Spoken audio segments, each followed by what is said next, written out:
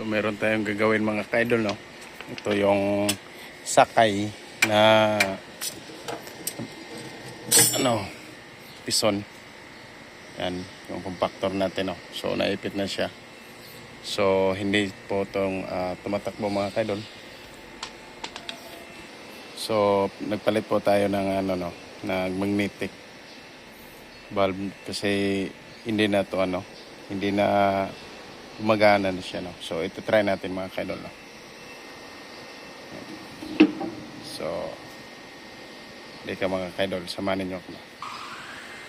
So dito yung nakalagay mga kaidol, no. Dito yung nakalagay.